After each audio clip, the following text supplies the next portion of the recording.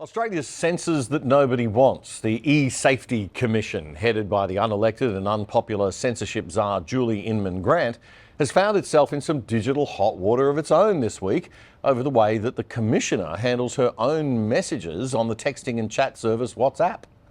The Australian Federal Police are reportedly investigating claims that Inman Grant has been using an automatic deletion feature on her WhatsApp messages, something that's a big no-no for federal officials. The allegation has come from Rebel News journalist Avi Yemeni, who noticed the problem and alerted the Australian Federal Police. Last week, while I was investigating a separate story about her office shielding a Hamas-linked doctor, I discovered that Julie Inman Grant had WhatsApp's disappearing messages feature enabled when I sent her the media request. And later, I noticed that my original message had vanished, fueling suspicions that Australia's unelected online safety czar was ironically flouting the Archives Act 1983 by erasing her own digital footprint. Uh-oh. Senior federal public servants have to keep their communications preserved in case there's ever an investigation or a freedom of information request.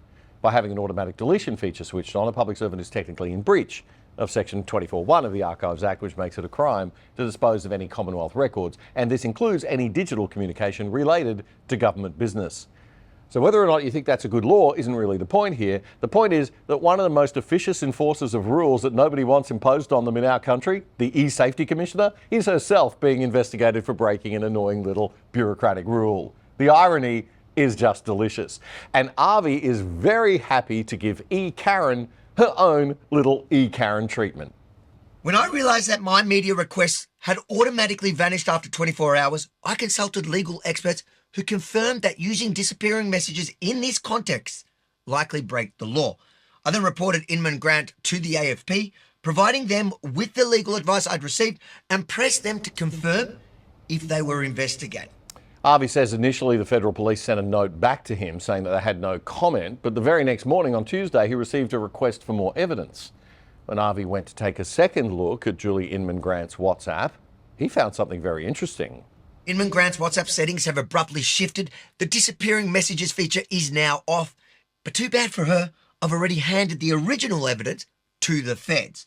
And I won't settle for anything less than criminal charges against this tyrant who eagerly drags ordinary Australians and even Canadians through the courts over online posts that, in cases like Billboard Chris's, weren't even ruled illegal. Her own digital conduct, though, that's another story, and I'll keep you updated as the AFP's investigation unfolds and this story develops. And we too shall be watching to see how this one progresses. Former Senator for South Australia, Rex Patrick, is running for the Jackie Lambie network in the coming election, and he's concerned about the use of apps by many people in the federal sphere. Apps that allow messages to be auto-deleted after sending, like WhatsApp and Signal and others. And hasn't Signal been in the news in the US lately? Now, I personally think that you should be able to have a private conversation about stuff, even if you are in government, maybe especially if you're in government, some might say. But technically, it is against the law if you're a public servant and you're discussing matters of government business. Rex Patrick says any minister or official who sets up disappearing messages on a device used to conduct government business is committing a criminal offence under those acts. What do you think? Let us know in the comments. We haven't played the eKarens song for a while. I think it's time to give it another run. Let it rip, John. eKarens, she's from the USA. Works for the Aussie government, they say. She likes to censor, control what we say. But Australians are free, we want to obey. She's got rules and regulations. Thinks she can manipulate our nation. But we won't back down, no hesitation. Australians speak up, it's our foundation. eKaren, you can try, but you won't succeed. We won't be silenced, we won't concede. We've got our voices and our beliefs. No amount of censorship can bring us to our knees. Well, we have a range of graduated powers. There could be civil proceedings and we could take them to court or we could fine them. Of course, the quantum of the fine would depend on the gravity of the non-compliance to really minimize the amount of content the Australians can see.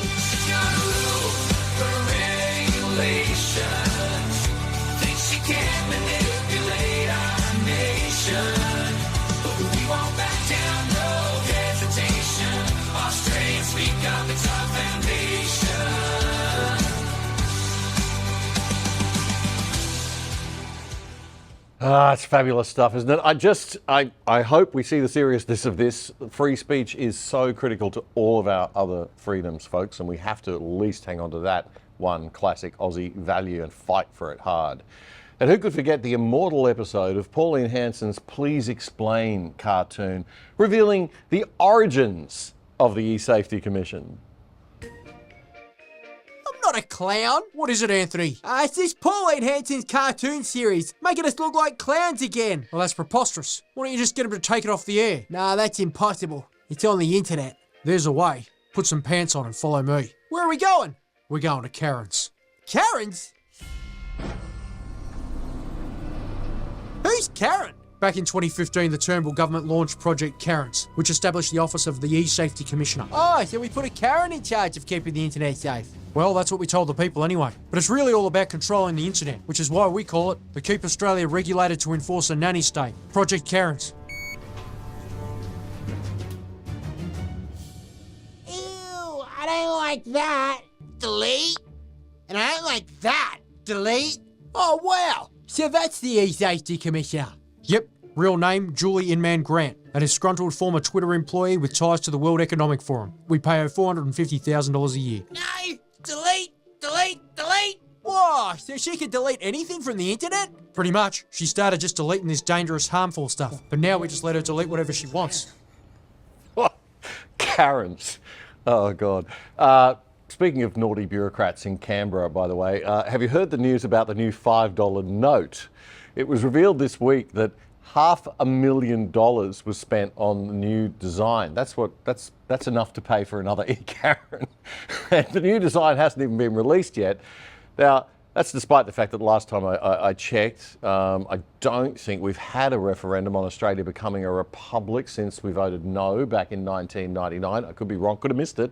But there will not be a royal on any Australian banknote now. Our friends in the Canberra swamp, who tend to vote the opposite of everyone in the rest of Australia on these things, they once again are using their power and their superior wisdom to teach us less educated, dumb Aussies that they know best. The late Queen Elizabeth is off the note, of course, but King Charles is not going to replace her. Instead, it'll be an Indigenous theme, of course. $500,000 for the redesign, which seems a lot for a graphic design job, even though it is quite an important one.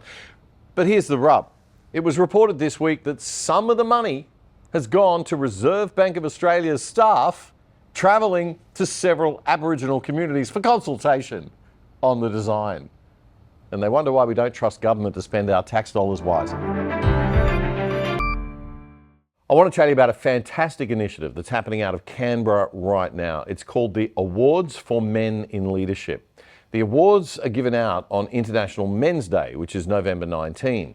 They're designed to combat the increasing denigration of masculinity in our culture and the widespread discrimination against males inside and outside the workplace. The goal is to lift the well-being of boys and men and facilitate healthy collaboration between men and women. The awards for men in leadership are designed to inspire men to make a bigger contribution to family and community and to elevate positive male role models. There's a $10,000 scholarship for studies and professional development, public recognition for the winners, and a year of mentorship and executive coaching for each recipient. It's targeted at young men and middle-aged guys who fought their way up from some other kind of disadvantage. This is the third year of the awards and it'll be the biggest yet. To find out more, just search up the Awards for Men in Leadership on Facebook. That was a segment from a recent episode of our fortnightly news commentary show, The Other Side, with me, Damien Curry. If you liked it, support us. Subscribe to our channel on YouTube right now so you don't miss a thing. It's totally free. Just click that subscribe button and the little bell. And check out our Other Side Unplugged show too, and join our mission to actually do something and change Aussie media for the better at othersidetv.com.au. That's othersidetv.com.au. Check it out now.